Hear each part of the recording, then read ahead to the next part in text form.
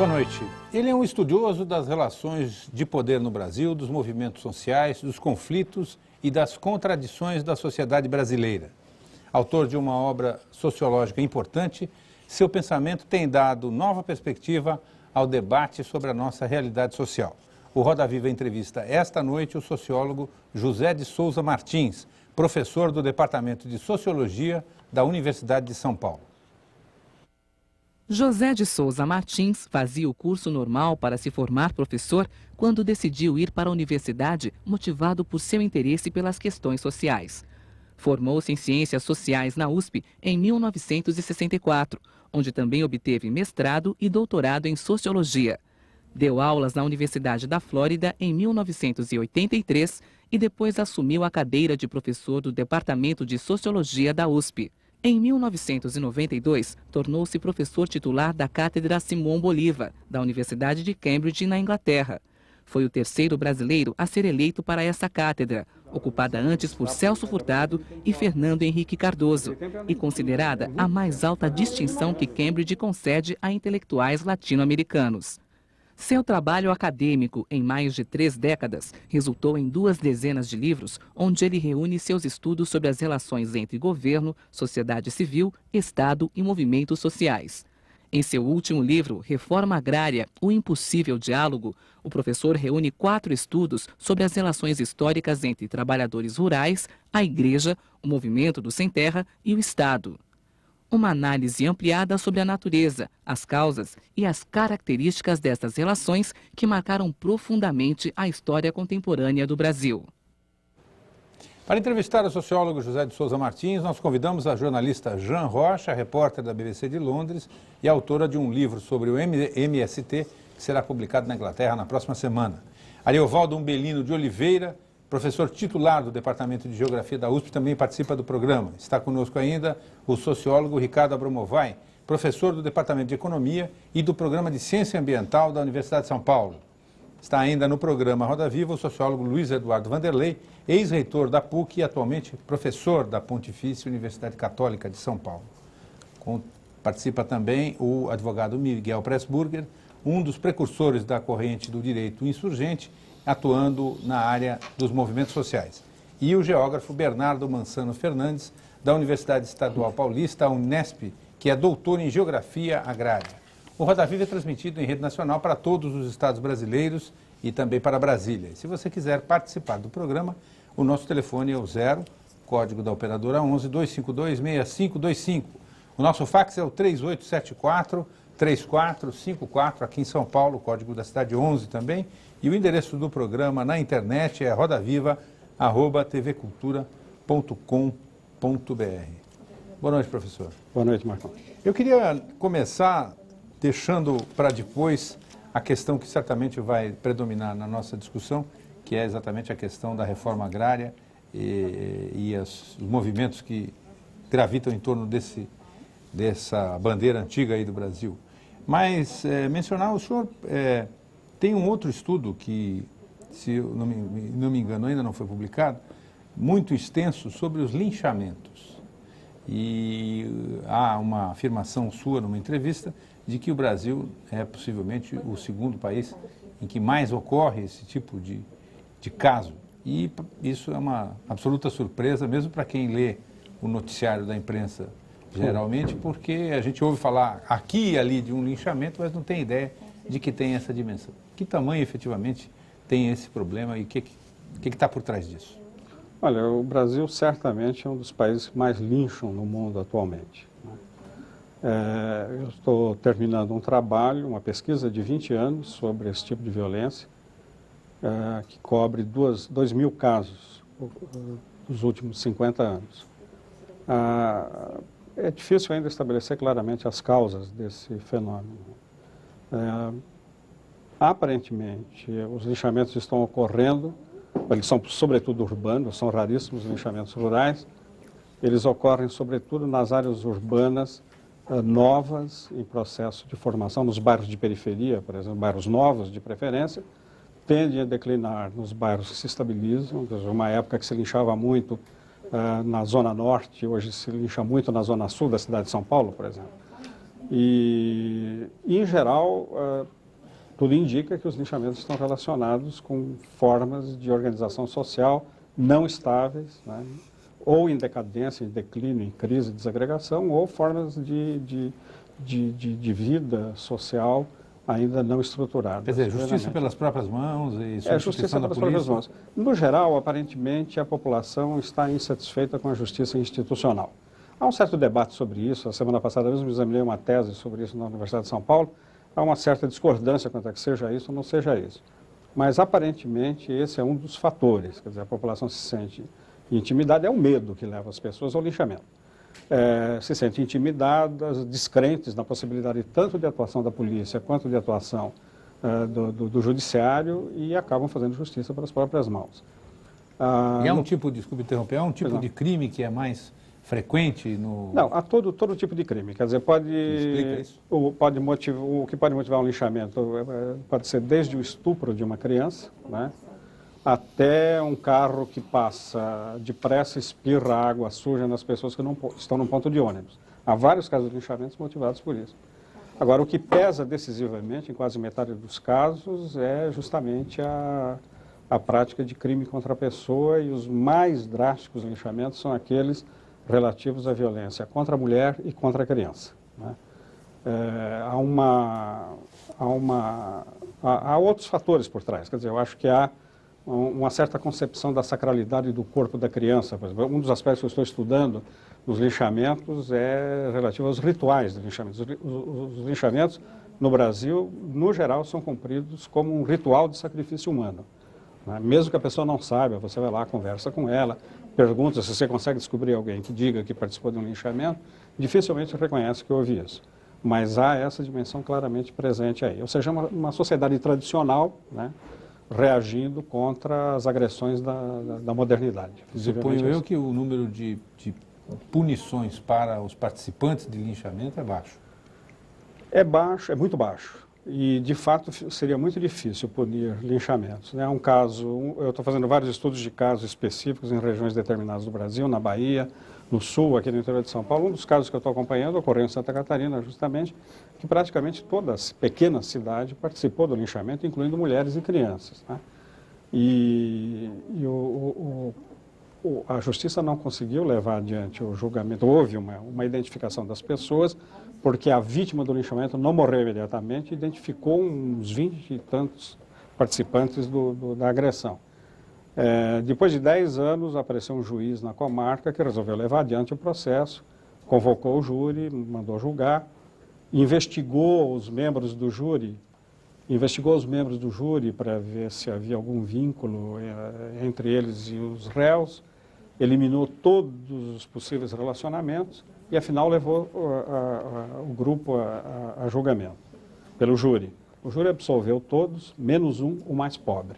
Ou seja, linchou um em nome da necessidade da justiça formal de ter uma vítima para expiar o crime coletivo. Essa questão do crime coletivo é muito complicada. O direito trabalha mal isso, já tentou enfrentar o problema várias vezes. Os juristas italianos se interessaram muito por isso, outros países que viveram experiências desse tipo e, de fato, não se consegue chegar aí. Para mim, a questão se resolveria fazendo um trabalho, digamos, de educação e de conscientização nas áreas em que há mais probabilidade de ocorrer um linchamento. Isso se pode identificar. Em tal área, a probabilidade para determinado crime é maior do que em tal outra área. Martins, e um outro tema, antes de nós entrarmos naquele que certamente vai dominar o nosso debate, que é a questão agrária, sobre o qual você trabalha, a questão da escravidão. Você é o representante das Américas numa comissão das Nações Unidas voltada para essa questão da escravidão. E eu queria saber o seguinte: por que hoje ainda existe escravidão? Quais são as suas principais formas no mundo? E qual é o estado dessa questão hoje no Brasil, que durante muito tempo houve muita denúncia e agora a gente não ouve muito falar desse tema da escravidão no Brasil? Eu fui designado há 6 anos atrás pelo secretário-geral da ONU para ser um dos 5 membros da Junta de Curadores do Fundo Voluntário da ONU contra as Formas Contemporâneas de Escravidão, que funciona em Genebra. Nós nos reunimos uma vez por ano, durante uma semana. apreciamos todas as denúncias que vêm de várias partes do mundo, organizamos a agenda do grupo de trabalho da ONU que cuida desse assunto, que é quem chama a instituição, que chama os embaixadores, notifica os governos de que há uma denúncia em andamento, etc. Cuidamos também dos casos de pedidos de ajuda, quer dizer, há casos em que não há uma denúncia, existe um pedido de socorro, um grupo humanitário que decide, que sabe como interferir para interromper um ciclo de escravização, e esse grupo pode pedir uma ajuda financeira ao nosso grupo. O grande problema é que o nosso grupo não tem dinheiro, quer dizer, é um fundo voluntário diferente do Unicef, que é um fundo obrigatório, os governos são obrigados a cumprir. No caso do fundo da escravidão, o fundo da tortura, o fundo das populações indígenas, e acho que há mais um outro fundo que eu não sei qual é, os governos não são obrigados a cumprir. Uma das nossas tarefas é justamente procurar os governantes, ou nos dirigimos aos governos, conversar com os embaixadores quando eles estão em Genebra, geralmente coincide com a Assembleia de Direitos Humanos da ONU, a nossa reunião, com a deles, e conversar com eles, e ver o que... E temos conseguido sensibilizar o governo. O problema é muito grave, né? O problema está se agravando em consequência disso que está sendo chamado de globalização, sobretudo na Ásia e na África. Ocorrências começam a aparecer na Europa e nos Estados Unidos. Nós já recebemos no ano passado denúncia de caso nos Estados Unidos, né? Na Califórnia.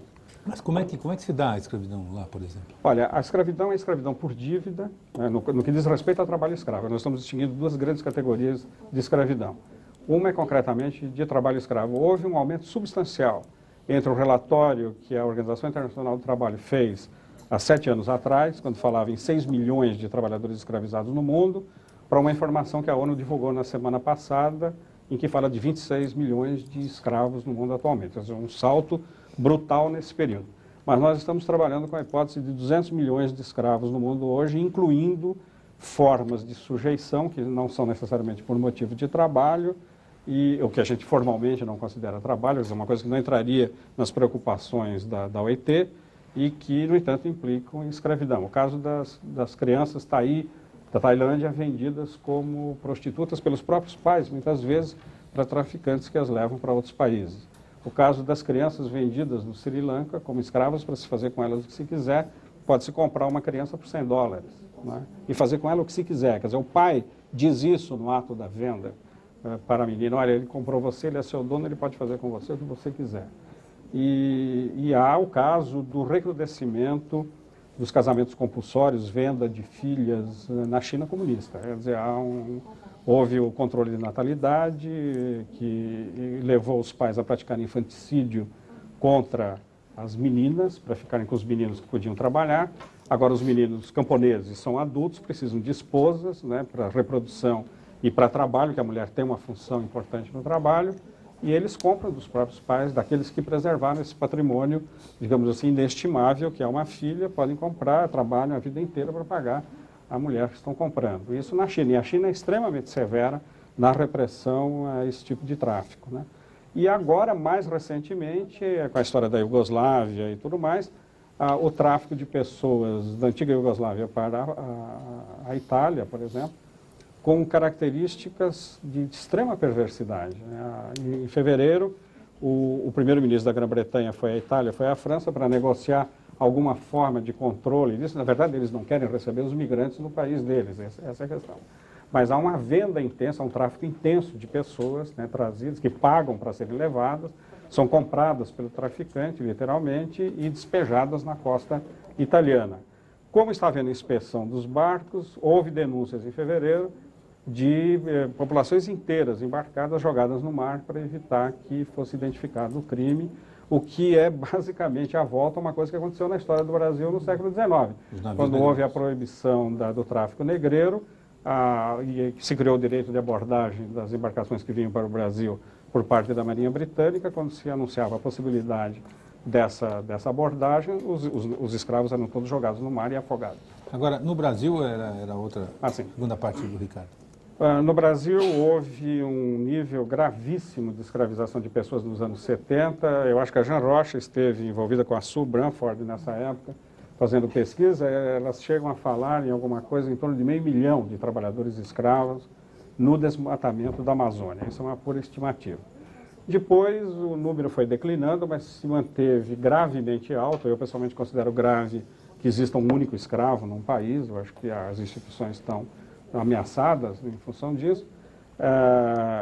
Houve um declínio e esse declínio se acentuou nos últimos anos em consequência de dois fatores. Um dos fatores, a redução do desmatamento em função do desestímulo à ocupação da Amazônia. Não havia mais aquele incentivo todo para que se desmatasse, abrisse fazendas para receber os incentivos fiscais. E um outro fator importante, que não deve ser subestimado, foi a criação pelo presidente da República, que é um conhecedor, um autor especializado na questão do trabalho escravo. Logo no primeiro, segundo ano do governo, ele criou o GETRAF, o Grupo Executivo de Repressão contra o Trabalho Forçado no Brasil. O GETRAF tem funcionado de uma maneira admirável, quer dizer, é um serviço criado pelo presidente da República no estilo dos grupos executivos que Juscelino Kubitschek criava para contornar dificuldades de governabilidade, vamos dizer assim. Ele criou o GETRAF para contornar uma certa ineficiência generalizada das delegacias regionais do trabalho, que, em geral, não tinham, digamos assim, uma ação dura nessas questões. Há exceções, enfim, de estado para estado muda muito a atuação da delegacia. Porém, para haver uma intervenção direta e, digamos assim, eficiente, era necessário um grupo que, de certa maneira, estivesse subordinado ao presidente da República. No caso, ele está subordinado ao ministro do Trabalho. E ele é constituído por um grupo admirável de pessoas. Eu acompanho diretamente esse trabalho, conversamos muitas vezes. São funcionários que não ganham nem diária, nem absolutamente nada, ganham o saláriozinho deles lá todo mês. Eles ficam, às vezes, 15 dias na mata para fazer inspeções, para localizar, para quando recebem denúncias, libertar as pessoas. Eles vão acompanhados da Polícia Federal, é quase uma força-tarefa, vão armados, libertar os trabalhadores, abrir processo contra o responsável pela escravização, prender quem tem que ser preso e fazer até um trabalho educativo no caso daqueles envolvidos que não têm, digamos, uma responsabilidade maior. E trazer de volta esses trabalhadores para os lugares de origem, né? Nos últimos tempos tem havido um certo temor, né, e é importante dizer isso, de que o princípio do sigilo, que é fundamental para que essas inspeções sejam feitas de maneira eficaz, está sendo posto de lado pelo Ministério do Trabalho, o que, de certa maneira, compromete um programa do governo que, no meu modo de ver, é um dos mais importantes e que, certamente, é um dos responsáveis pela significativa redução no número de ocorrências. Mas continuam ocorrendo. Bernardo. Martins, com relação à questão agrária brasileira, as ocupações de terra têm sido uma das principais formas de acesso à terra. Recentemente, o governo adotou uma política de criminalização das ocupações e procurando diminuir o crescimento que as ocupações vinham tendo desde então. No ano 2000, 10 membros do MST foram mortos e o movimento teve mais de 200 processos. Se por um lado está diminuindo o número de ocupações, por outro lado está aumentando também a repressão contra o movimento. Como você analisa essa relação entre o governo FHC e o MST? Bom, essa é uma questão bastante complicada, né? Porque a gente poderia perguntar ao contrário, como é que você analisa a relação MST com o governo, né? Acho que é um problema dos dois lados, que é um pouco o tema deste livro aqui. Olha, eu diria o seguinte, eu estou muito na expectativa de que a Justiça se pronuncie sobre a questão propriamente dita das ocupações. Há 3 decisões, se não me engano, relativas a ocupações, por exemplo, de edifícios públicos, que estão na mesma lógica dessa tática de luta, em que a Justiça tende a reconhecer o que se poderia chamar uma espécie de direito de insurgência das vítimas de condições adversas de vida. O governo cumpre a obrigação dele no que diz respeito a fazer respeitar o direito, ele está lá para isso, tá certo? O governo não pode ser insurgente, ele é governo.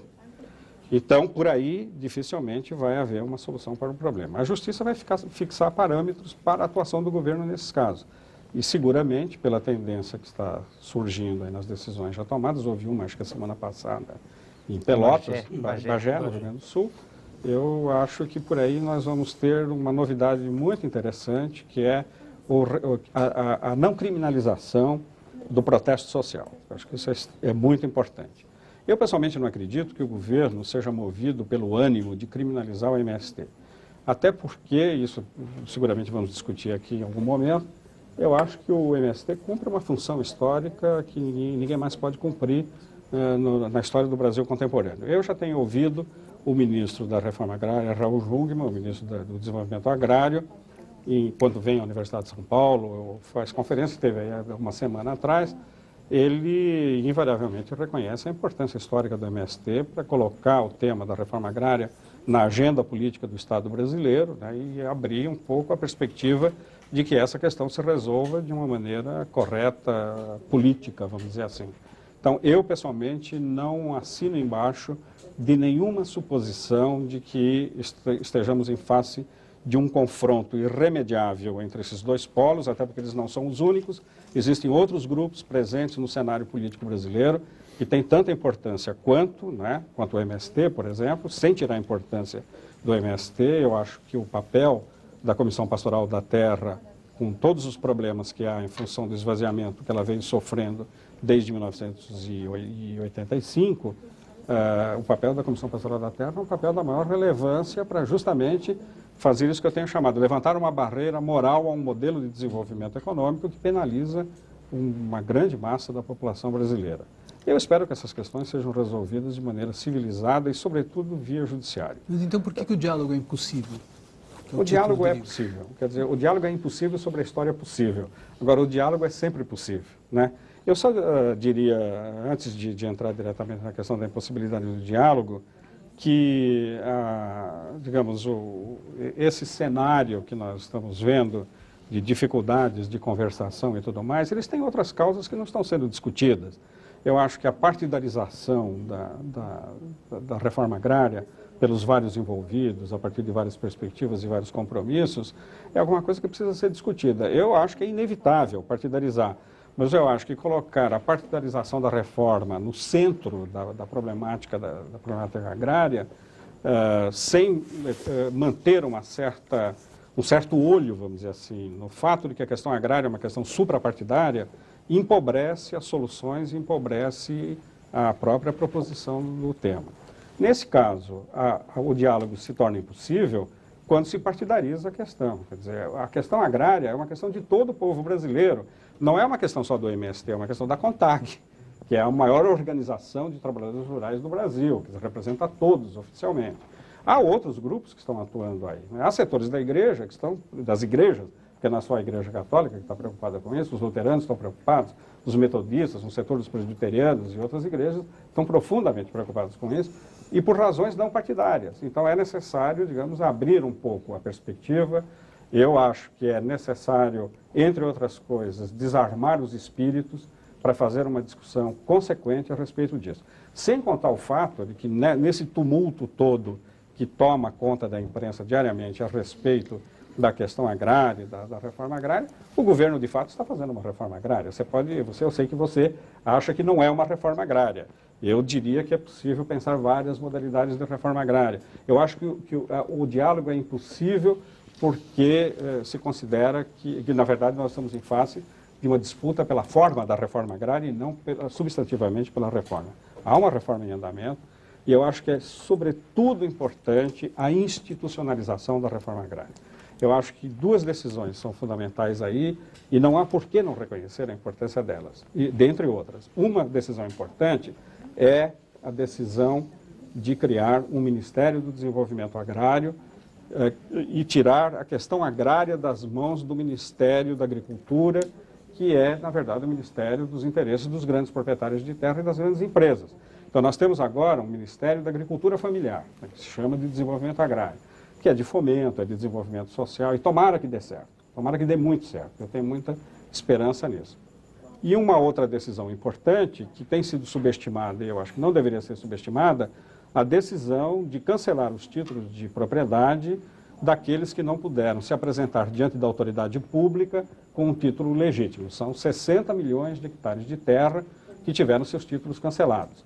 E, pelo que sei, apenas 5 milhões de hectares apresentaram documentos que podem ser aceitos.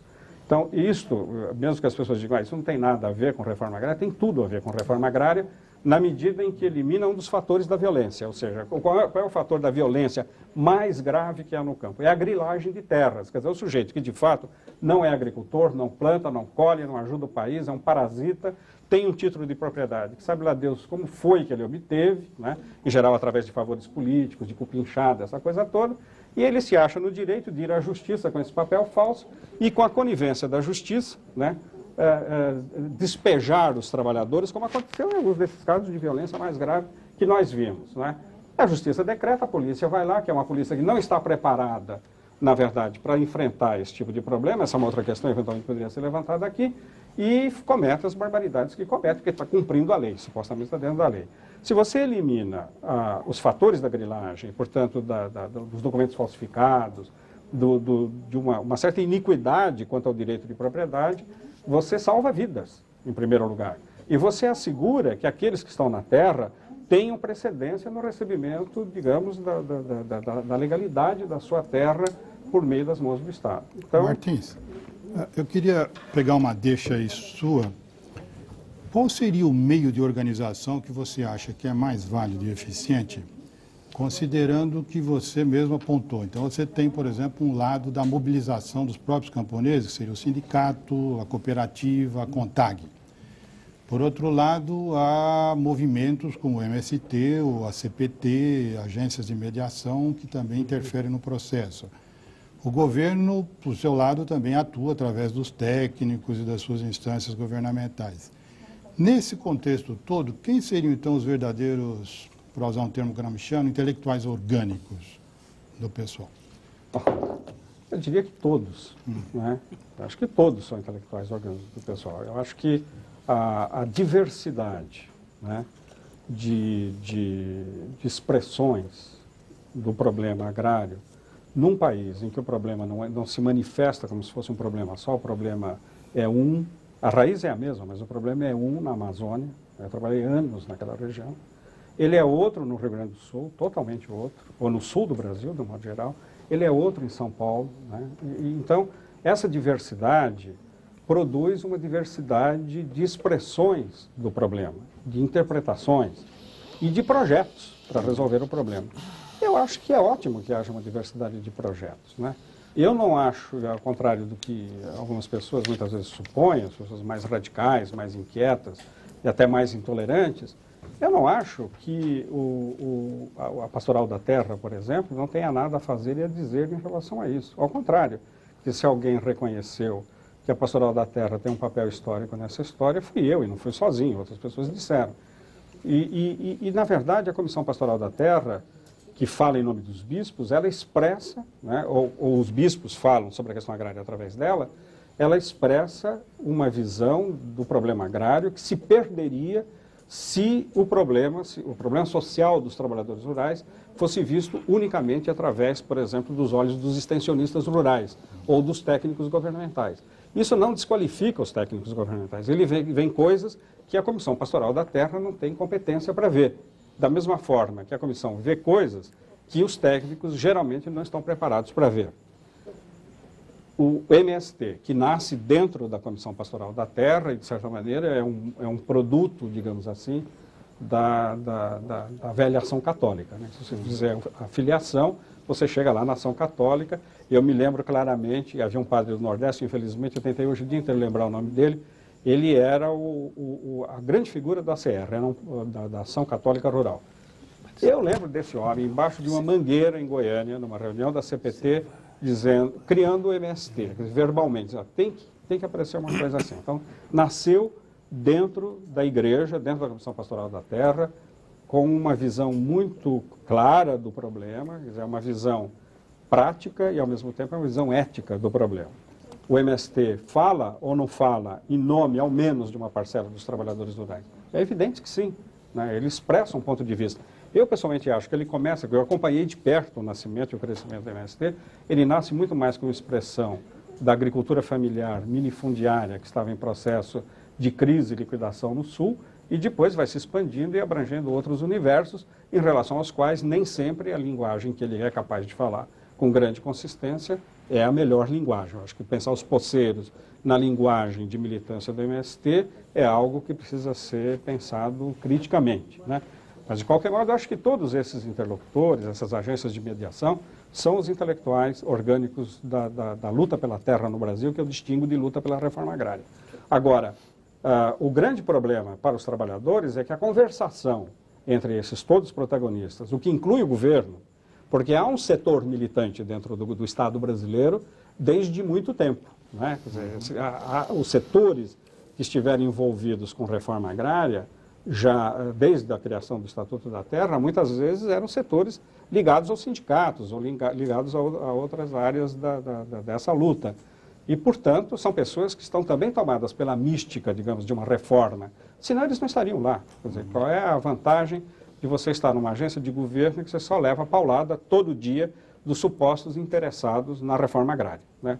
Nenhuma vantagem. Quer dizer, eles estão lá porque eles acreditam nisso. Então, eu acho que há vários interlocutores, várias expressões, né, várias interpretações da problemática agrária, da luta, das possibilidades da luta. A luta pela reforma agrária não se reduz a um único projeto histórico. No Brasil, certamente não. Portanto, essa variedade de interlocutores precisaria ser ouvida atentamente por todos. Eu tenho uma pergunta de Newton Bueno Fischer, que trabalha na Universidade Federal do Rio Grande do Sul, na área de educação popular e movimentos sociais. E ele pergunta o seguinte, diz que a atitude que o senhor costuma ter de interferir nesse debate da reforma agrária, justamente publicando análises críticas e provocadoras e enviando tanto para o ministro da Reforma Agrária ou do Desenvolvimento Agrário como para o Stedley do MST ou para outros setores do governo federal, tem sido muito criticada. Como é que o senhor encara esse tipo de crítica e que tipo de atitude o senhor tem como intelectual? Se o senhor pretende adotar uma posição de neutralidade ou o que ele chama de uma atitude reflexiva? Bom, o Newton Fischer é um especialista em movimentos sociais na área da educação, um grande professor da Universidade do Rio Grande do Sul e um militante do PT. E é meu amigo há muito tempo. Eu acho o seguinte, eu de fato faço isso, né? Eu acho que a função do intelectual não é ser cúmplice de ninguém. A função do intelectual, do pesquisador acadêmico, é produzir conhecimento e conhecimento crítico que permita às pessoas envolvidas em fatos, em tensões, em situações contraditórias e adversas, refletir criticamente sobre a sua própria prática. Eu espero fazer isso. Quer dizer, eu não espero... Eu tenho uma certa ojeriza pela ideia do sociólogo militante que se aplicou indevidamente, no meu modo de ver, ao meu professor Florestan Fernandes, de quem eu fui assistente. Florestan foi muito cuidadoso com isso a vida toda. Quer dizer, ele foi inicialmente um militante, ele foi trotskista, depois que mergulhou na vida acadêmica, ele se separou, falou, peço licença, se afastou durante muitos anos e só voltou à militância no PT quando já estava afastado, literalmente afastado da Universidade de São Paulo, por consequência do ato institucional número 5 e das cassações, etc. Então, eu acho que não dá para misturar as coisas, ou seja, não dá para não provocar, não dá para não questionar, né? Essa é a função do intelectual. A função do militante é outra função, né? A função do militante é ter certezas. A função do intelectual é produzir o conhecimento das incertezas. Essa é a minha função e eu vou continuar fazendo isso, mesmo que as pessoas fiquem muito irritadas com essa minha atividade. E ficam muito irritadas? Ficam muito irritadas. Aí eu tenho todo tipo de coisa. Há pessoas que pedem para eu mandar esses, como pessoas que eu não conheço, que me escrevem, olha, eu também quero entrar na sua lista, né? Então eu mando. Mas algumas pessoas ficam muito irritadas e muito agressivas, especialmente pessoas ligadas à igreja. Ficam muito agressivas. E essa agressividade é descabida, ela não tem o menor sentido. A minha função é essa, é produzir conhecimento crítico. Martins, uma das mais importantes contribuições, eu penso, da sua obra está na definição do caráter rentista do capitalismo no Brasil. Como é possível, a partir dessa construção teórica que você propõe, pensarmos aquilo que você sinaliza no último livro, na direção de um pacto em favor da reforma agrária? Bem, justamente porque o capitalismo é rentista, né? Eu tenho dito, as minhas análises têm ido nessa direção, que o modelo de capitalismo que se desenvolve no Brasil não é exatamente o modelo clássico, o modelo inglês, o modelo americano, um capitalismo baseado no lucro, né, na racionalidade do capital, né, na melhor busca racional do lucro, etc. Eu tenho dito que no Brasil o capital se associou à propriedade da terra, né, o que é diferente do que aconteceu em outros lugares em que houve um conflito histórico entre a propriedade da terra e a propriedade do capital. Né. Os capitalistas, em geral, combateram, né, os proprietários de terra e impuseram a sua hegemonia e estabeleceram limites ao exercício do direito de propriedade para viabilizar o fluxo e a reprodução ampliada do capital.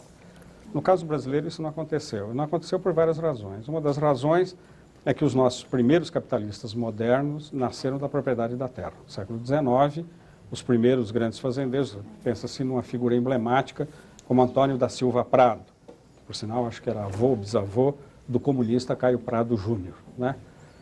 Antônio da Silva Prado era um fazendeiro que foi ministro da Agricultura, foi o homem que fez a abolição da escravatura, foi ele que encaminhou a abolição da escravatura quando era ministro, e foi um grande empresário capitalista. Ele é a figura emblemática de qualquer estudo sobre a formação do empresariado no Brasil. E continuou proprietário de terra, quer dizer, ele nunca entrou em conflito com a propriedade da terra.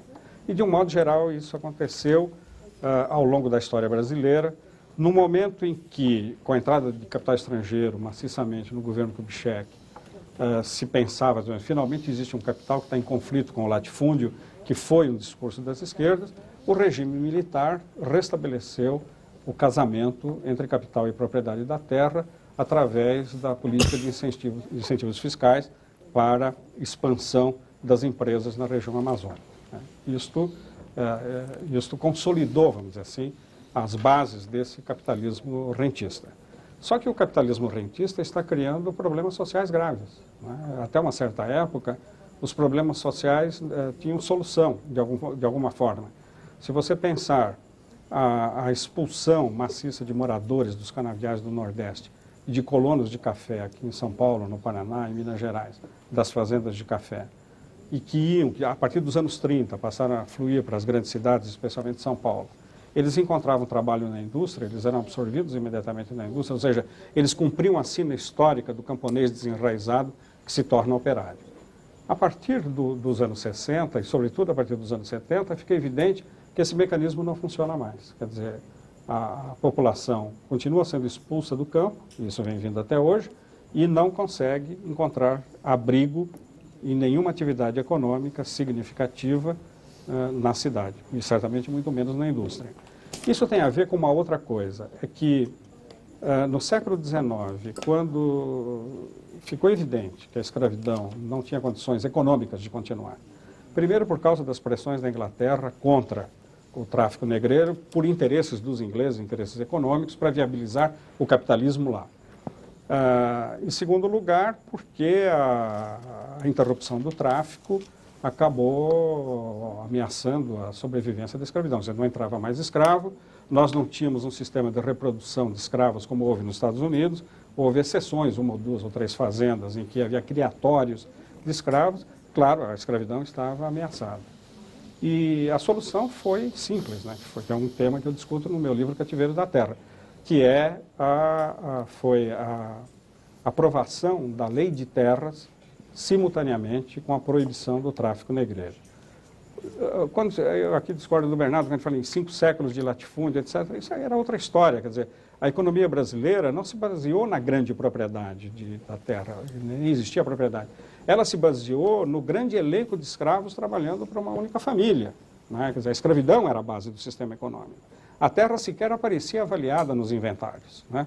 Ela não, porque você podia pedir a sesmaria e o governo te dava, para que você vai comprar e vender? Agora, com a lei de terras, o que se estabeleceu foi o seguinte, um mecanismo compulsório de criação de falsos excedentes populacionais para que esses excedentes populacionais substituíssem os escravos. Ou seja, o governo decide o seguinte, não entra mais escravo no Brasil, então a escravidão está ameaçada. Lentamente, paulatinamente, gradualmente, aboliu a escravidão até 1888. Os imigrantes que chegavam, encontravam, que foram trazidos para substituir os escravos, eles chegavam ao Brasil como pessoas livres, ou seja, eles não tinham as restrições que a escravidão tinha imposto ao negro. E, portanto, se a antiga lei de Sesmarias, por exemplo, continuasse vigindo, e ela informalmente, de certa maneira continuou vigindo entre 1822 e 1850, essas pessoas não iriam trabalhar para os grandes fazendeiros, eles iriam tomar a terra e trabalhar para elas mesmas. Então, a terra, a partir da lei de terras, passa a ter preço, ou seja, ela se torna equivalente de mercadoria. Tudo bem, você pode se tornar proprietário de terra, você paga por ela. Como, em geral, eram pessoas pobres que não podiam fazer isso, elas tinham que trabalhar para alguém, e há um maravilhoso discurso de Antônio da Silva Prado no Senado, a propósito disso, em que ele dizia, havia uma parte da bancada do Nordeste que era a favor daquilo que hoje a gente chamaria de uma reforma agrária, entregar as terras aos trabalhadores e os fazendeiros se especializarem como empresários capitalistas, por exemplo, na produção do açúcar, e não como produtores de cana. E essa tese foi derrotada pelo parlamento brasileiro. E o Antônio Prado, fazendo um discurso para justificar a posição dos paulistas nessa história, ele diz, não há problema, essa gente vai ter acesso à terra. Se o trabalhador for morigerado, sóbrio e laborioso, ele fará pecúlio e terá a possibilidade de adquirir a terra de que precisará para trabalhar livremente. Então se estabelece um mecanismo compulsório em que as pessoas eram obrigadas a trabalhar para depois se libertarem. Isso funcionou enquanto houve emprego na lavoura. Isso funcionou durante 100 anos. Né? O regime de colonato deu certo praticamente durante 100 anos. Quando o regime de colonato entra em crise, começa a entrar em crise, ainda existe a válvula da indústria. As pessoas migram para a cidade e vão para a indústria. Em seguida, a indústria se moderniza rapidamente, nós estamos presenciando esse processo agora, com desemprego estrutural, essas coisas todas, e o campo também se moderniza. Se cria um excedente de população para o qual não há lugar. Isso deveria, se as elites dos anos 50 e 60 neste país fossem tão lúcidas e tão espertas quanto foram em 1850, elas teriam feito a reforma agrária nessa época, nessa ocasião. Mas a reforma agrária teria sido feita nessa hora. Aliás, há para que não se negue isso, o Dom Inocêncio, o bispo de Campanha, exatamente em 1950, e aliás o PCdoB também em 1950, são as duas entidades, digamos assim, que falam a favor de uma reforma agrária revolucionária de um lado e uma reforma agrária conservadora do outro. E essa reforma não foi feita. Não foi feita por causa do capitalismo rentista.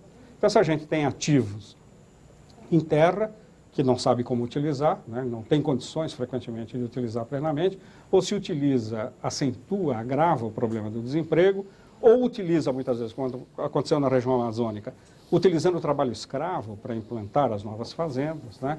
E não houve nada, digamos assim, que dissesse, espera lá, essa sociedade está em perigo, né? Começa a surgir alguma coisa a partir do final da ditadura, né? Com toda essa movimentação que gera o MST, que gera um conjunto de preocupações muito disseminadas na nossa sociedade a respeito da necessidade de uma reforma agrária.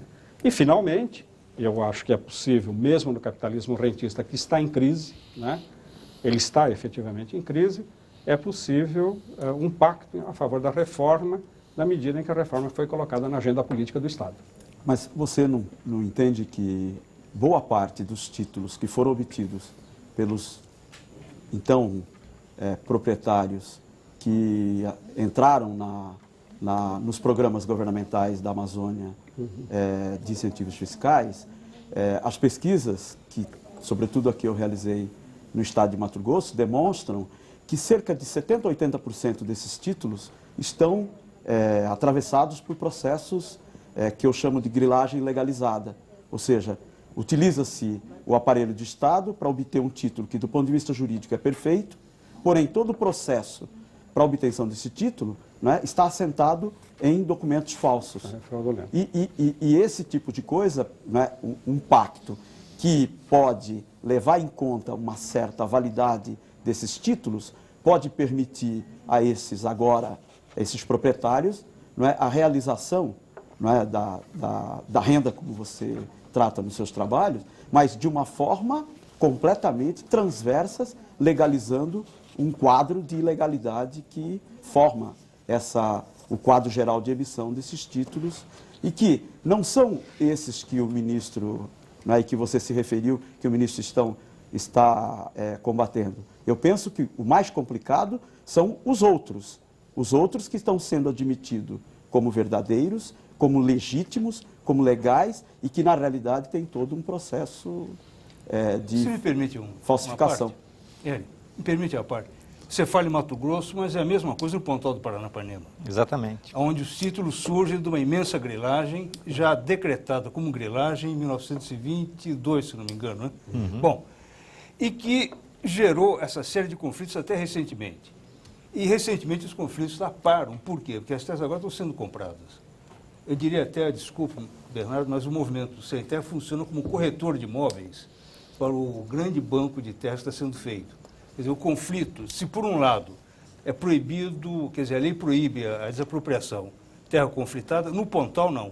No Pontal faz com que o mecanismos do Banco Mundial e do governo comprem as terras conflitadas, griladas, porém.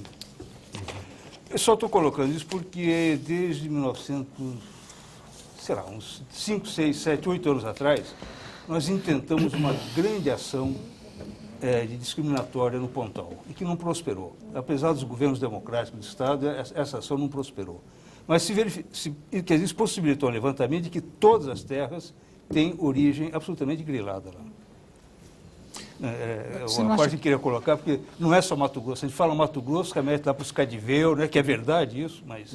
Você acha que agora o foco das atenções nacionais voltadas para Sudã, e quem fala em Sudã fala também nos incentivos fiscais aos quais você estava se referindo, isso poderia produzir a exigência de mecanismos que levassem em conta isso que o Ariovaldo está falando, ou seja, que se voltasse não apenas para essa parcela tão significativa, 60 milhões de hectares, não é alguma coisa de se jogar fora, e corresponde ao que você fala no seu livro, a recuperação do Estado sobre o território nacional, acho que essa é uma ideia fundamental do seu livro, mas pode ser que nós estejamos num momento em que o caminho para que se aprofunde estas ações sejam tomadas até por pressão da opinião pública, quando a opinião pública se der conta do escândalo que foi, da promiscuidade que foi a relação entre grandes empresas e a apropriação privada, grilada de terra, expulsando gente nessas regiões. Martins, desculpa, antes de, quer dizer, ao responder, por favor, levanta também a questão que você detectou e que, enfim, nós sabemos, da absoluta falta de material confiável, dados atuais confiáveis sobre a Sudã. E que, como você apresentou há pouco tempo, quer dizer, a CPT poderia ter isso. Ela tem isso arquivado em algum lugar, dentro de uma caixa de sapato em algum lugar, mas que não tem condições de trabalhar e botar isso para fora. Você estava querendo falar alguma coisa? Não, eu queria que você também comentasse, Martins, o papel do Poder Judiciário, porque na sua outra resposta você apresentou uma certa esperança no Poder Judiciário. E eu tenho observado lá no Pontal do Paranapanema que o Poder Judiciário tem sido o maior aliado do grileiro, né? Porque quando você tem uma terra que é declaradamente, reconhecidamente pública, o Poder Judiciário dá o direito, né? Reconhece o título falso lá do grileiro e o Estado acaba comprando a terra que é dele. Eu queria que você comentasse essa sua visão do Poder Judiciário. Mas, não esquece que no Pontal, pior do que isso, são os juízes criminais. Só não vamos transformar num debate, senão a gente vamos tentar continuar a fórmula do Roda Viva. Por favor, professor. Dar uma resposta sumária, estou de acordo com todos vocês. Acontece o seguinte, eu acho que uma coisa grave que aconteceu, para entender um pouco essas coisas, que aconteceu no Brasil com a lei de terras, foi que o parlamento brasileiro alienou a soberania nacional ao ceder aos proprietários de terra, além da posse útil, o domínio da terra, né, o senhorio da terra. Esse problema se agravou ao longo de 150 anos, criou todos esses problemas que nós estamos discutindo aqui, foram criados por essa decisão, né, nociva ao país. E é nesse sentido que eu vejo com muito otimismo. Só queria que o professor explicasse isso mais simplesmente o que significa. Perfeito, vamos lembrar isso. Até 1850, até 1822, até alguns meses antes da independência, tinha vigência no Reino de Portugal e no Brasil também, evidentemente, a Lei de Sesmarias. A Lei de Sesmarias, que é do século XIII aproximadamente, é uma lei de reforma agrária, por incrível que pareça. Hoje ela é acusada de ser a mãe do latifúndio. E, na verdade, ela era uma lei de reforma agrária. Ela nasceu para corrigir distorções graves na distribuição de terras em Portugal. A Lei de Sesmarias reservou para o rei, isto é, para o Estado, a soberania sobre o território. Isso é, o rei tinha o domínio das terras. E o sesmeiro recebia o direito de uso, da posse útil. Ele tinha 2 anos, às vezes menos, para começar a tornar aquilo produtivo. Se não tornasse a terra produtiva, a terra caía em comiço, quer dizer, ele perdia os direitos sobre essa terra. Qualquer pessoa podia chegar, fazer um requerimento e dizer, olha, quero a terra que vai do córrego tal até não sei onde, etc., porque está devoluta, está sem uso há tanto tempo. E era dado automaticamente, o outro perdia automaticamente o direito sobre isso, porque o rei tinha o domínio, quer dizer, o rei regulava a função social do uso da terra. E havia um critério, que eu, aliás, sugiro que os responsáveis adotem no Brasil hoje, que é o seguinte, o que é que diz se a terra é produtiva ou não é? Nós perdemos uma batalha gravíssima na Constituição de 88, quando se discutiu o que é terra produtiva e o que não é terra produtiva, e venceu a tese de uma definição muito vaga de terra produtiva, que tem a ver com se tem galinha, se tem vaca, se tem alguma coisa plantada, etc., etc. Na legislação de Sesmaria, terra produtiva era a terra que produzia tributo. Tá certo? Ela produz tributo. Se ela produz tributo, é porque ela é produtiva. No caso do Brasil, eu acho que o critério deveria ser este. Se produz ICMS e produz ITR, quer dizer, se produz o imposto de mercadorias ou produz o imposto territorial rural, ela é produtiva. Nem tanto ICMS, né? É? Não, ICMS também. Mas não, eu digo, ITR nem tanto, porque ela não necessariamente é produtiva se produz ITR. ICMS, sim. Ah, mas é melhor juntar as duas coisas, já que estamos tributando todo mundo hoje no Brasil, porque perdeu a oportunidade, não é? Mas eu acho que ICMS, sim, porque... ICMS, sim, claro. E tem que estabelecer, você não adianta produzir R$10 de ICMS, tem que ter, você tem 1.000 hectares de terra, tem que ser alguma coisa compatível. Isso resolveria o problema e de fato, melhoraria, digamos, a administração dessas coisas. A lei de terras fez diferente, ela transferiu o domínio a quem era dono da posse útil. Isso cria a propriedade plena. E com isso, o Estado brasileiro abre mão da sua soberania sobre o território. Foi isso que aconteceu. Portanto, você pode fazer o que você quiser da sua terra, você pode destruir, você pode... Isso tudo que a gente tem testemunhado ao longo da história brasileira. Foi com Vargas, no começo do governo Vargas, que surgiu o Código de Águas. E o Código de Águas disse o seguinte, olha, propriedade plena, mas não tanto. O que existir no subsolo é do Estado. Né? E a partir daí, várias medidas foram tomadas, que é o que eu chamo de recuperação do domínio sobre o território, várias medidas foram tomadas no Brasil. Por exemplo, as terras de marinha são terras de domínio público, pode haver concessão, mas não propriedade plena. As terras do Distrito Federal têm um regime especial de propriedade, que não é o mesmo do restante do território.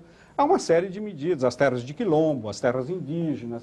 Quer dizer, o Estado brasileiro, muito lentamente, vem tentando recuperar o seu domínio sobre o território. Né? No meu modo de ver, a política de reforma agrária ganha sua lógica e a sua possibilidade nessa perspectiva, na retomada do domínio sobre o território.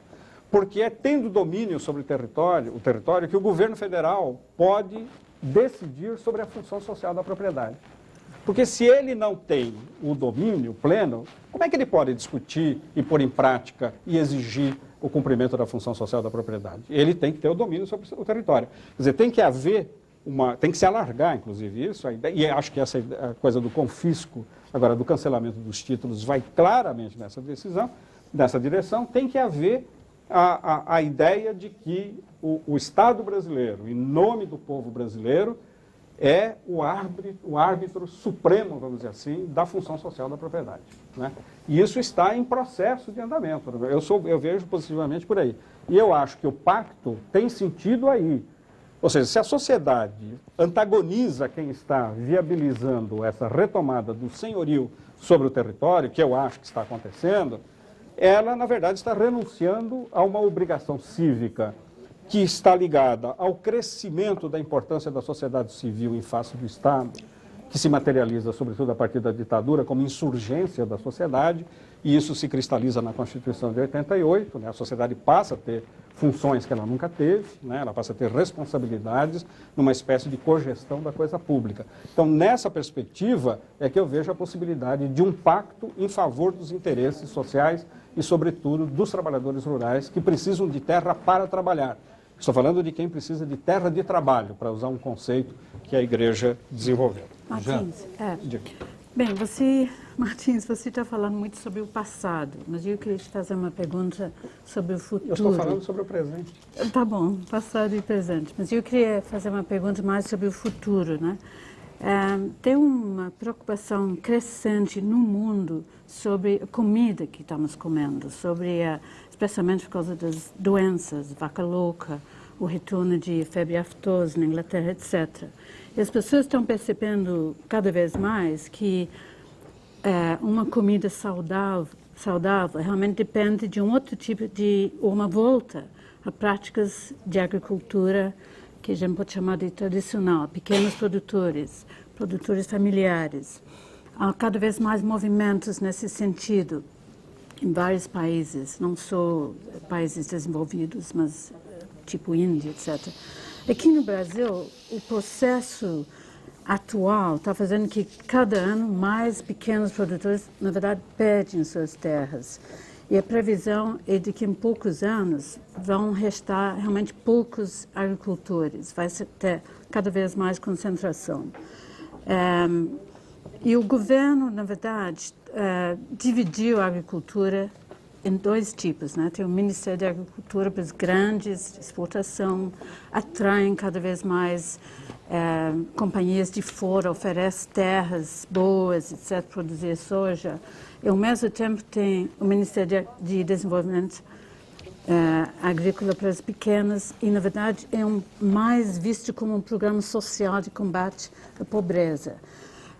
Eu estava escrevendo um livro agora, visitei muitos assentamentos do MST, e a gente vê que tem experiências interessantíssimas acontecendo, na verdade, na tentativa de produzir uma comida mais orgânica, mais saudável, com muitas dificuldades.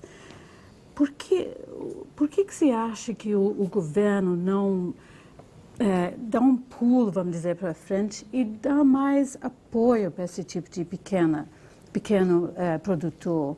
Não só nos assentamentos, mas também fora deles, que talvez seja o futuro. Por que está dando todas as fichas na grande agribusiness e não está apostando mais na agricultura familiar, que precisa de apoio, realmente, crédito técnicos, e não recebe?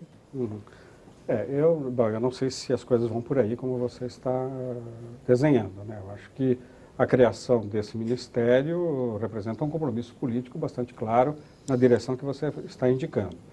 Quanto à questão, eu não estou aqui também para defender, porque eu nem conheço todas as decisões que estão sendo tomadas, mas quanto à questão da agricultura orgânica, né, essa agricultura sadia, né, ela depende muito da sociedade. Tem gente que gosta de comer inseticida, infelizmente.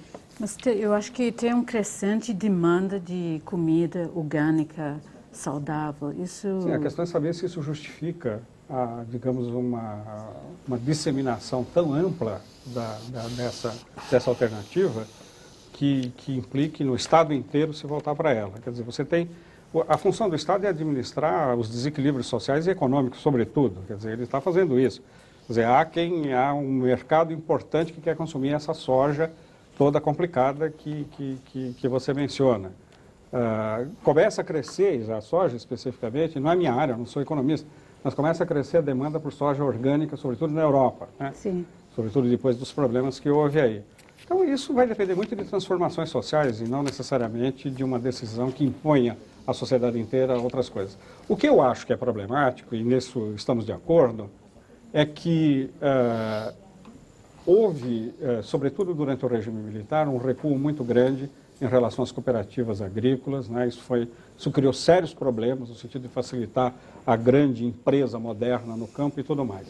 E não se está recuperando na mesma intensidade, com a velocidade necessária, a atuação, digamos, da agricultura familiar como um personagem prioritário do processo econômico e do processo político. Mas isso depende de pressões da sociedade. A sociedade tem que fazer pressões nesse sentido. Eu estava lendo alguns relatórios agora nesses dias sobre essa questão. Por exemplo, O MST, que tem preocupações muito claras com essa questão da agricultura orgânica, da elevação do nível de renda das populações, nos assentamentos em que ele faz parte, quer dizer, eu pessoalmente não reconheço validade na afirmação de que são assentamentos do MST. Os assentamentos são todos patrocinados pelo Estado. O MST pode ter provocado a criação do assentamento e é bom que o faça. Não é? Nesses assentamentos, a eficácia técnica, econômica e de qualidade da produção é infinitamente superior à dos grupos que ficam ao Deus dará do mercado. Não é? Então, esse é um fato positivo. Se a população conseguir entender que o MST é mais do que um agente de conflito e é, sobretudo, um agente de transformação econômica, social, etc., certamente uma preocupação com esse futuro, que deveria ser mais urgente do que é, se disseminará nessa sociedade. Mas um dos problemas aí é justamente a imagem apresentada do MST, por exemplo, na mídia, que é extremamente negativa. Esses aspectos que a gente pode dizer que é mais positiva, claro. Inclusive na área da educação, que também o MST faz muita coisa, quase não aparecem. Não aparece. Mas, curiosamente, aparece nos relatórios do governo. Se você acessar pela internet os relatórios do Ministério do Desenvolvimento Agrário, você vai ver lá, eu tive conferido esses dias isso, uma louvação generalizada à ação do MST. Evidentemente, não só do MST, mas um destaque especial à ação do MST como agente de uma inovação social, mais do que uma mera inovação econômica, que não pode ser desprezada. Mas a opinião pública lê jornais e vê televisão, e forma opinião aí. E o Josias de Souza, né? Que visibilidade temos, inclusive nós que pensamos de maneira diferente? Alguma? Nenhuma. O senhor, num artigo que publicou na revista de Estudos Avançados, o senhor abordou a questão que está sendo tratada. Nós acabamos aqui no programa, infelizmente ou felizmente, centralizando a discussão apenas na questão agrária, né? Apenas, embora a questão agrária mereça, evidentemente, um espaço enorme. Mas o senhor faz uma frase em que o senhor diz o seguinte, que os movimentos sociais, mais do que apenas o MST, ao se deixarem aparelhar pelos partidos, dessacralizaram a esperança. E diz que os movimentos sociais tornaram-se organizações não raro agressivas, autoritárias e intolerantes, com burocracia própria, bloqueando espaço para novos e autênticos movimentos sociais. Eu vou ainda continuar citando o senhor diz o seguinte, eles organizam-se como o Estado, né? Eu cito o PT, né? O MST, e que de alguma forma eles passaram a negar a política, o debate e a corresponsabilidade. Eu queria que o senhor justificasse essas afirmações que são vão muito além especificamente da questão agrária ou do MST. Eu queria pegar um ganchinho aí, Martins, e fazer uma provocação para você também. Já tem um ganchinho. Não, mas essa aí é brava, então precisa acelerar. Não, a crítica que todo mundo tem feito, principalmente na universidade, gente foi sua amiga e que usa os seus textos, etc., a grande contribuição que você deu da história agrária no país e tudo isso, é o seguinte, você bate duro, e está batendo duro mesmo, em cima da CPT e do MST, não é? E até desqualificando, de certa forma, como ele diz, porque esse aparelhismo, essa coisa toda. E, por outro lado, quando você fala do governo, de certa forma, você também elogia e diz que eles estão no caminho certo e que são objetivos, etc. Você não está usando 2 pesos e 2 medidas, quer dizer, batendo muito duro de um lado e do outro, valorizando demasiado. Não há uma crítica, pelo menos nos últimos textos, sobre isso que se falou aqui, né, esse tipo de desapropriação de terra grilada, o uso das estatísticas que o governo faz, nem sempre também muito objetivo. Como é que você enquadra isso aí? Bom, eu enquadro da maneira mais simples possível, né? Eu acho que o governo não é personagem dos meus trabalhos, né? O governo entra como acólito de um processo histórico que eu estou examinando. Se você vê este último livro, um capítulo foi dedicado à avaliação do governo. O convite foi feito pela revista Tempo Social do meu departamento para fazer uma avaliação do governo. O que eu fiz foi ver o governo como imagem dos grupos que estão antagonizados com ele. Eu não fiz uma análise do governo, no estrito senso, né? É uma técnica, um método de investigação das coisas. Mas voltando à questão depois chegamos aí, à questão que o Marcon levantou, né? Uma coisa que se observou, sobretudo a partir do fim da ditadura militar, é que a grande vitalidade desta sociedade tinha sido até então por falta de partidos políticos, de organizações partidárias, etc., a vitalidade dos movimentos sociais. Os movimentos sociais foram a grande novidade na história brasileira desse período. Eles marcaram profundamente todas as transformações, inclusive as inovações políticas, como o aparecimento do PT. O PT é o partido que nasce dos movimentos sociais, em grande parte, né? Então havia algo inteiramente novo no cenário brasileiro. O que se viu a partir do fim da ditadura foi uma tentativa de aparelhar. O que a gente chama de aparelhar? Utilizar os movimentos sociais como ingredientes da organização política, né? E com isso, os movimentos sociais começaram a ser esvaziados. Eu digo num outro texto em que eles entraram em estado de anomia, quer dizer, eles ficaram descompassados entre seus objetivos e as regras que regulam alcançar esses objetivos. Entraram em crise, né? Eu tenho feito críticas, Vanderlei, especialmente à criação da Central de Movimentos Populares, sim, claro, que é uma cópia de modelo sindical para enquadrar os movimentos sociais, o que não tem o menor cabimento. Os movimentos sociais só têm cabimento como grupos criativos socialmente que não seguem uma cartilha pré-determinada. Você falava em rede até, né? Hein? Você falava na forma de rede, não de uma central. Não de uma central, é evidente. Quer dizer, os movimentos sociais têm que ter liberdade de criação.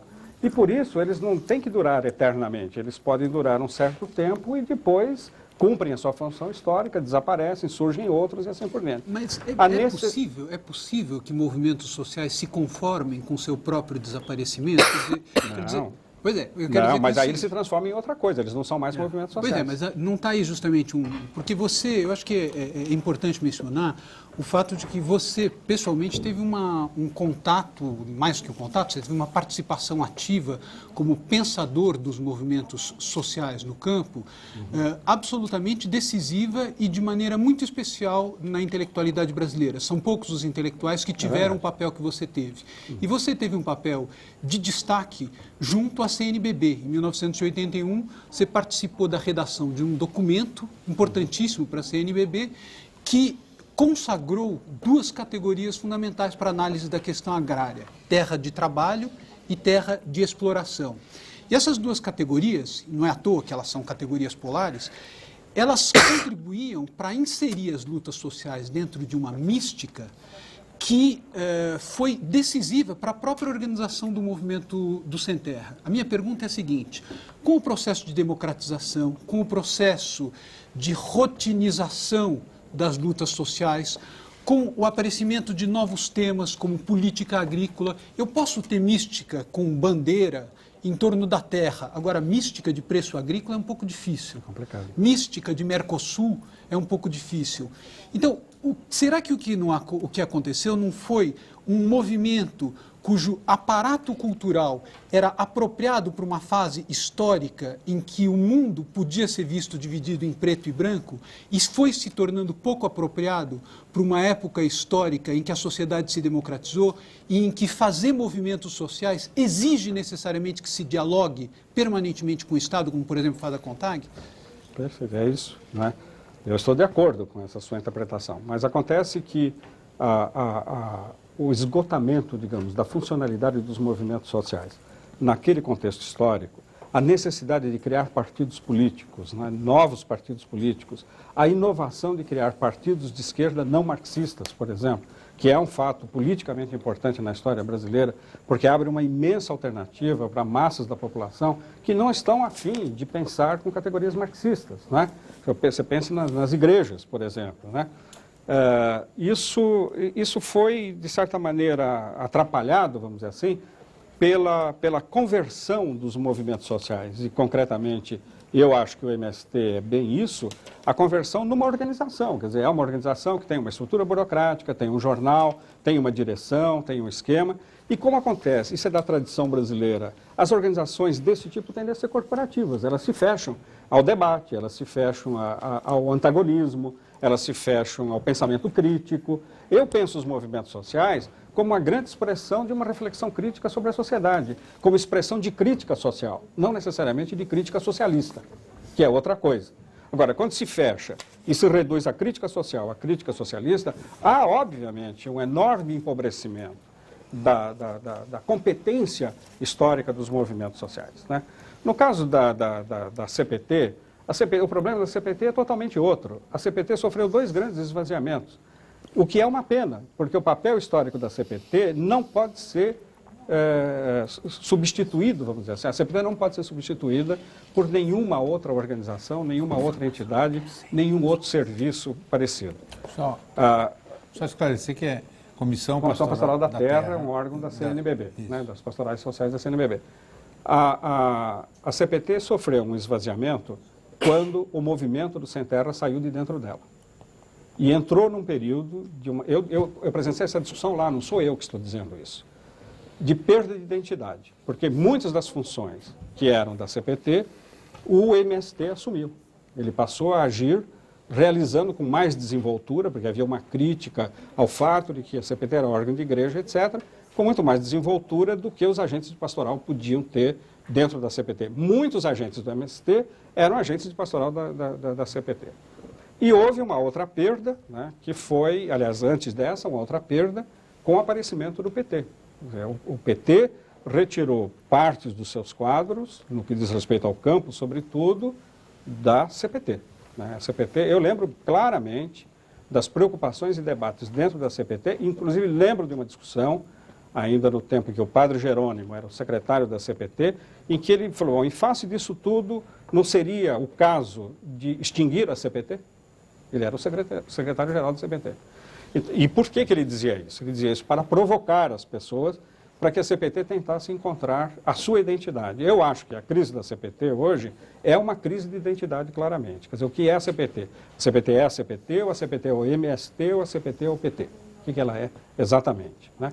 Então, esse tipo de observação é necessário que se faça por parte de quem está preocupado com o destino histórico das populações pobres do campo. Que eu imagino que seja, não tem motivo para não supor que não seja a preocupação do MST ou da CPT, etc., mas é também a minha, não é só deles. Desculpe aí, só retomar um negocinho, porque você diz uma coisa que eu acho até muito interessante, que passa quase toda a sua obra e agora está resgatada nesse último livro, que a gente poderia ter como eixo estruturante a luta pelo conhecimento. Você fala isso, né? E diz o papel do sociólogo, o papel da ciência, essa história toda. Ora, hoje tem muitos agentes da CPT e do MST que estão chegando na universidade, até na USP, na PUC, fazendo mestrado, fazendo doutorado, etc. Então, como é que você vê isso? Quer dizer, há um conhecimento verdadeiro, científico, mas hoje exatamente a grande crise de modelos teóricos não denuncia que a ciência também está, né, com o pensamento complexo, há uma série de problemas que se coloca para a ciência. Então, quais seriam os critérios para uma verdadeira identidade de um movimento, para um verdadeiro conhecimento? O Ricardo mencionou aqui as categorias do documento Igreja Problemas da Terra e atribui a mim. A verdade é que aquela categorização que aparece no documento, ela nasce da prática da CPT. Sim, exato. Foi a prática da CPT que revelou essa dupla concepção de direito de propriedade, vamos dizer assim. Né? E que você expressou de uma certa forma. Eu só traduzi. Né? Os agentes de pastoral naquela época faziam isso. Com a partidarização, que é o problema que o Marcon levantou, com a partidarização que houve, e podemos discutir se foi inevitável ou não foi, se havia outra alternativa ou não houve, passaram a empregar categorias que vêm das ideologias partidárias e abandonaram a tarefa de produzir a teoria da sua própria prática. Eu acho que o MST faz isso, quer dizer, o MST, a ideologia do MST não expressa a riqueza enorme da prática do MST. E eu acho que a ideologia estreitada dentro da qual a CPT se move hoje não expressa a extrema riqueza da enorme prática de um quarto de século da Comissão Pastoral da Terra. E é por aí que eu acho que aí é que cabe a reflexão crítica a respeito desse desencontro. O meu trabalho não é nem pegar duro na CPT, nem pegar duro, não é minha missão fazer isso. E nem acho que a ciência esteja acima disso. A função da ciência, nesse caso, da ciência social, é descobrir nessa prática a riqueza que ela tem. E propor aos olhos dos descrentes, sejam eles da CPT, do MST, do Estado ou de onde for, que existe uma prática que não está teorizada devidamente e cuja riqueza, na sequência dessa prática política, se perde em consequência de uma mediação teórica que é sofrível. Aí, Martins, você coloca a importância, o professor Vanderlei também colocava a questão da importância do processo de construção do conhecimento. O movimento social está chegando na universidade e um dos programas de políticas públicas que foi responsável para que essa realidade se criasse foi o Pronera, que o governo federal acaba de destruir. Eu pergunto para você, o Pronera é o Programa Nacional de Alfabetização dos Assentamentos Rurais, que também acabou depois se desdobrando e financiando outros níveis, o ensino fundamental, o ensino médio, e tem hoje até programas na universidade também. O Pronera está sendo destruído, o Procera foi destruído. Quando você fala que na página do Ministério do Desenvolvimento Agrário aparece ali uma certa valorização às políticas do MST, por que ele coloca essa valorização na página e destrói todas as políticas que têm fortalecido essas experiências riquíssimas, que ressocializam, um conceito que você enfatiza muito, Martins, essa população? Bom, essa é uma pergunta que você deve dirigir ao governo. Não a mim, eu não falo pelo governo. Mas quando você escreve nesse livro aqui, e você analisa aqui, embora você diga que o governo é só um personagem, mas você analisa a relação entre dois sujeitos importantes, né? E quando você mostra toda a problemática, todas as questões, toda a crítica que você faz ao Movimento Sem Terra e à CPT, você não faz essa mesma crítica ao governo. Esse é um fato. Porque o governo não é um protagonista relevante nesse processo. Os protagonistas relevantes nesse processo são aqueles que atuam em nome da sociedade. O governo apenas, no meu modo de ver, e neste caso especificamente o Ministério do Desenvolvimento Agrário, é uma resposta às demandas do MST. Muitas das características da política adotada pelo governo vêm da experiência prática do MST e da igreja. Entendeu? Quer dizer, é isso que eu estou destacando no meu trabalho. Eu fico com a impressão de que as pessoas querem te fazer tomar um partido. E a atitude intelectual que você tem, a atitude como professor, como pesquisador que você tem, é outra. É a de, se eu entendi bem, é a de que a missão do intelectual é conseguir algum tipo de leitura do que fazem as pessoas e resgatar isso para as próprias pessoas. E o título de um dos seus livros é A Sociabilidade do Homem Simples. Dá para falar para a gente rapidamente o que é a sociabilidade do homem simples? Claro. De fato, o grande protagonista dos meus trabalhos, né, de vários modos, a partir de várias perspectivas, não é evidentemente o governo, não é o MST, não é a CPT, eles são personagens que atravessam o cenário e através dos quais eu reflito sobre a realidade. Mas a minha reflexão é sobre essa figura importante numericamente na sociedade brasileira e socialmente, que é a figura das pessoas que vivem no limite. Isto é, as pessoas simples. Quer dizer, as pessoas que não professam uma ideologia, não se consideram protagonistas da história, embora sejam, as pessoas que estão à margem. Nos meus trabalhos, invariavelmente, eu trabalho com populações liminares. A liminaridade tem uma função metodológica nas ciências sociais, né?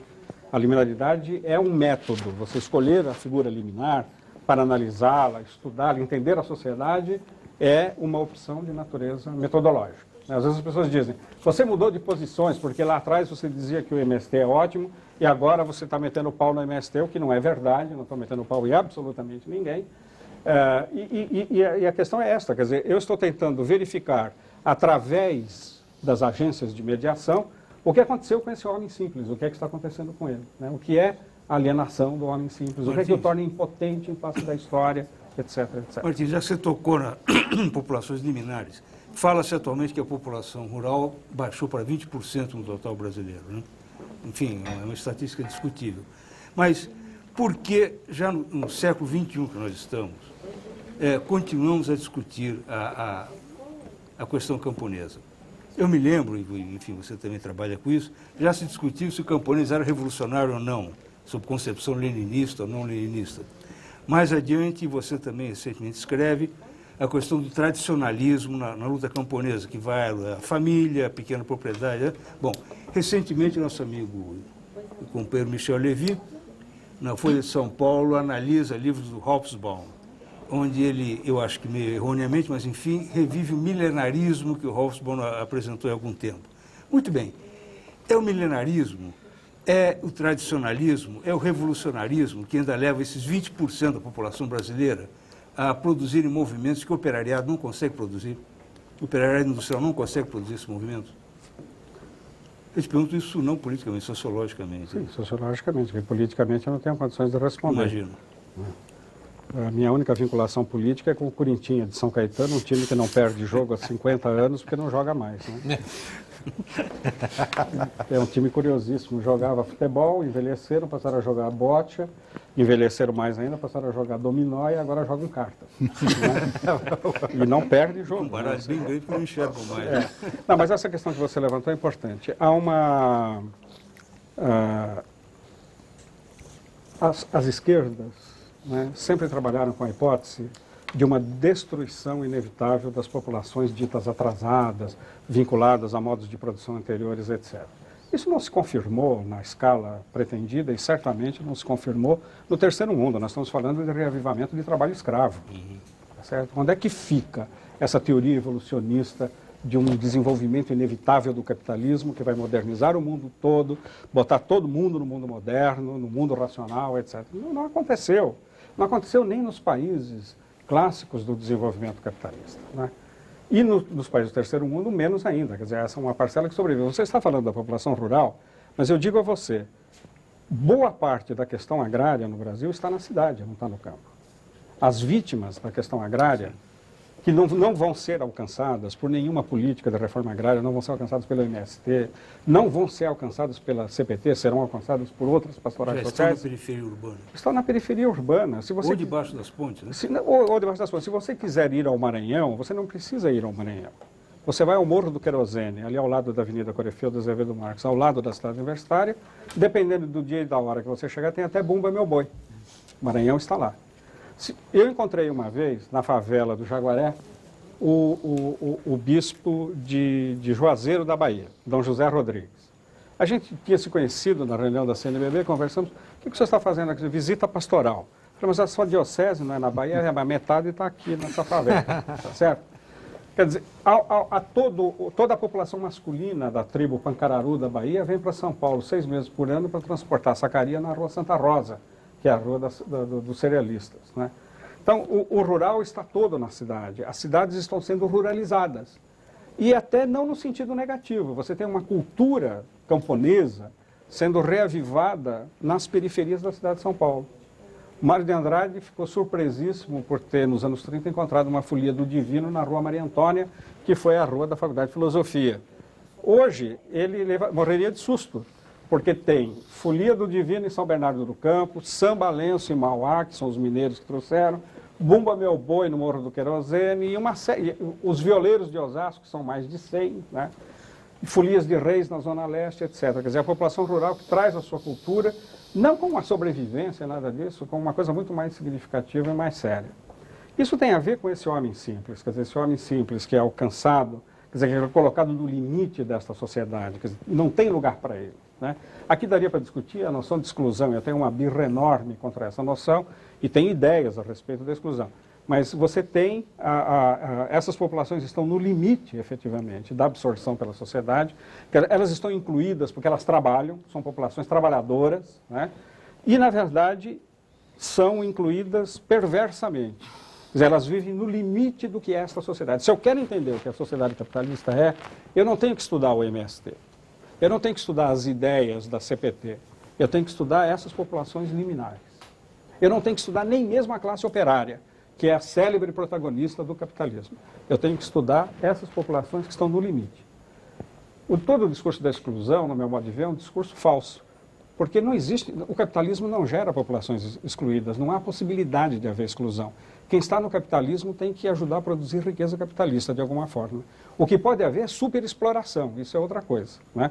Se você for à Zona Leste, pegar o trem da Zona Leste, ou o trem da Santos Jundiaí, aquela molecada, aquelas pessoas todas que vêm vender coisas, faça uma lista dos produtos que estão vendendo. Chocolate da multinacional tal, papel, caderno da multinacional tal, lápis da multinacional tal, não sei o que da multinacional tal. Quer dizer, eles são relevantes para a reprodução do capital dessas multinacionais. Como é que eles estão excluídos?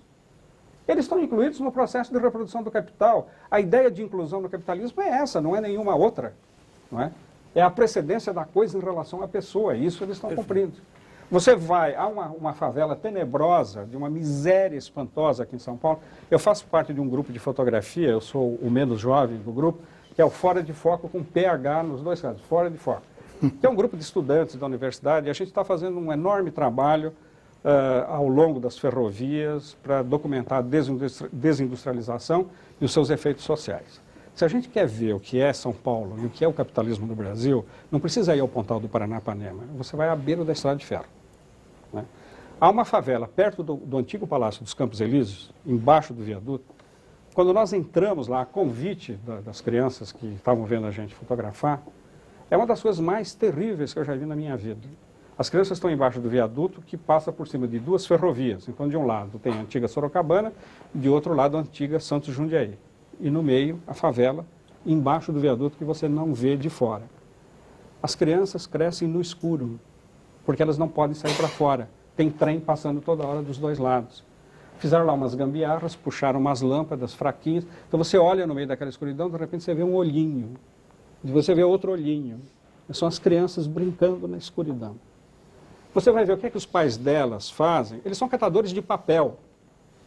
Catador de papel é um trabalhador. Ele é um trabalhador como qualquer outro, com a diferença de que ele é super explorado.